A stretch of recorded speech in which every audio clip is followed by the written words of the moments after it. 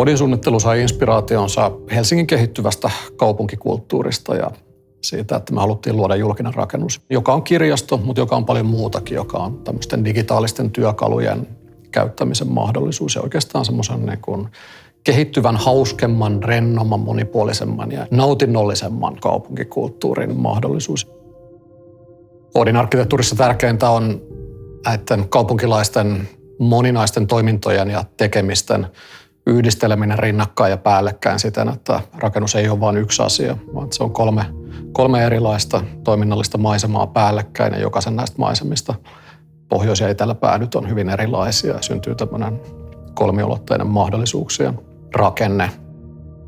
Ajatus siitä, että Oodi on 3 erilaista maisemaa päällekkäin, niin lähti tosiaan siitä, että me kilpailua tehdessämme analysoitiin tämä tilaohjelma niin, että tässä ei ole vaan yhdenlaisia tiloja, vaan on suljettuja tiloja, avoimia tiloja, hiljaisia tiloja, aktiivisia tiloja. Ja oikeastaan me päädyttiin siihen, että me voidaan rakentaa tätä rakennuksen tarina keskeinen konsepti niin, että tehdään 3 erilaista kerrosta, joista jokaisella on oikeastaan erilainen suhde Helsingin keskustaan. Maantasokerros on suora jatke ympäröivästä katutilasta. Keskikerros on taas umpinaisesti, ehkä hieman piilossa, erossa tästä kaupungin humusta. Ja taas yläkerta avautuu laajempaan kaupunkimaisemaan. On osa kaupunkia, mutta enemmän se on horisontin mittakaavassa. Yllätyksiä, joita kohdattiin suunnittelussa ja haasteita myös, niin ne on aika pitkälle tällaisessa prosessissa vähän niin kuin itse aiheutettuja. Ja suunnittelu on näiden asioiden ratkomista ja myös suhteuttamista ja semmoisten ikään kuin oikeiden painopisteiden ja harmonioiden löytämistä. Ja tietyllä tavalla Oodissa on myös aika paljon sitä, että on itse rakennettu jotain ratkottavaa, niin kuin tämä siltarakenne, joka on tämä niin kuin keskimmäisen kerroksen suuri juju. Se, että rakennus onkin tämmöinen 100 metrin jännevälin terässilta, joka kurottuu tämän maantason ja Kansalaistorin yli. Oodissa on huomioitu kestävä kehitys tekemällä rakennuksesta erittäin energiatehokas, eli toisin sanoen rakennus käyttää hyvin pienen määrän energiaa vierailukertaa kohden. Rakennuksen julkisivun muotoilu ja vaippa on tehty niin, että se auringonvalo ei turhaan kuumenna rakennusta, mutta kuitenkin niin, että saadaan luonnonvaloa käytettyä rakennuksen valaisemiseen ja tunnelman luomiseen. Järkevä ulkovaipan fyysinen muotoilu on se, mitä arkkitehti voi tehdä kestävän kehityksen suhteen. Ja sitten toki vastuulliset materiaalivalinnat,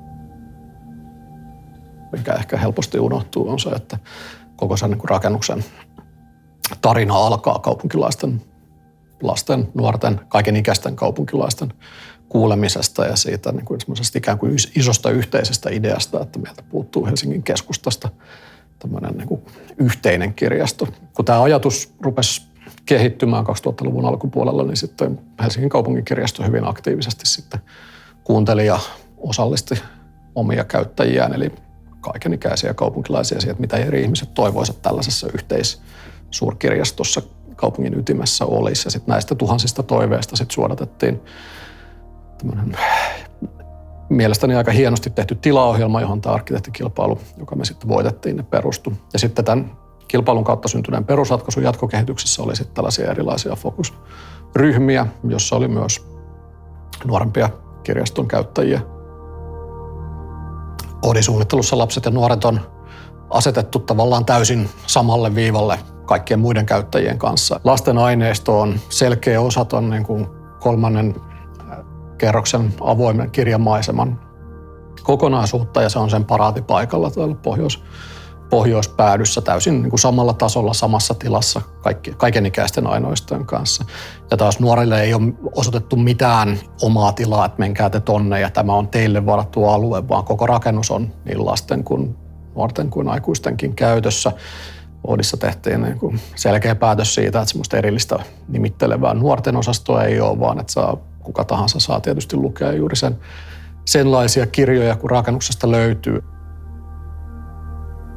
Oodissa erityisen onnistunutta mielestäni on se, miten hyvin erilaiset ihmiset siellä toimii sulassa sovussa vieri vieressä ja käyttää rakennusta aktiivisesti ja innovatiivisesti ja toisiaan kunnioittain. Ja se on tavoittanut häkellyttävän laajan yleisön verrattuna ehkä tavanomaiseen kirjastoon ja myös tavallaan tuottaa aikamoisen kirjon erilaista tekemistä, erilaisia ajatuksia, kohtaamisia ja sitä kautta sitä ikään kuin kaupunkielämän ydintä.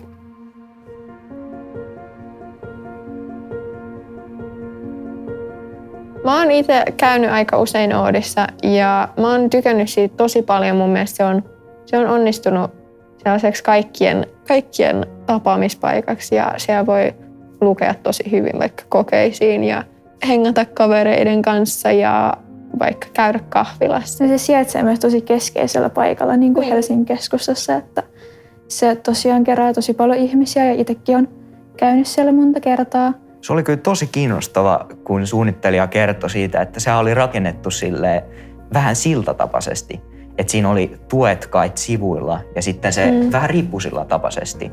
Joo. Tosi oikeasti innovatiivinen tapa tehdä tällainen iso rakennus. Ja mulle jäi oikeastaan mieleen sitten vielä se, että jos meet sinne 3. kerrokseen, niin sehän on sellainen iso, avara, hieno tila. Ja sitten siellä on vielä ne kattoikkunat, jotka tuo sinne sitä valoa ja siellä on aivan mahtavan valosaa. Mun mielestä se on niin kuin tässä tilassa, tässä koko rakennuksessa se paras paikka. Mun mielestä Oodissa on se puumateriaali on tosi iso osa sitä ja se on myös tosi kaunis ja näyttävä.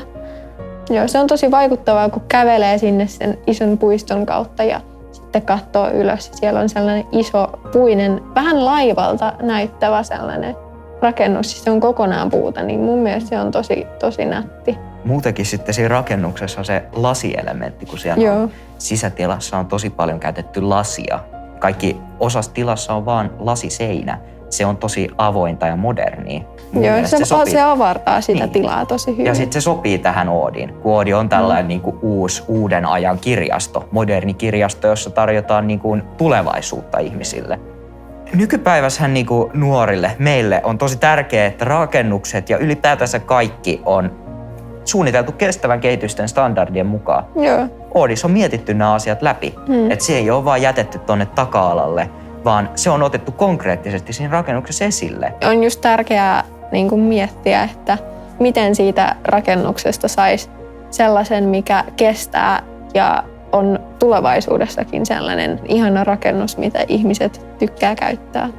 Mun mielestä olisi tärkeää, että kaikille nuorille, jotka vaan haluaa vaikuttaa ympäristöön, niin annettaisiin mahdollisuus siihen osallistumiseen tällaisiin erilaisiin suunnittelutöihin.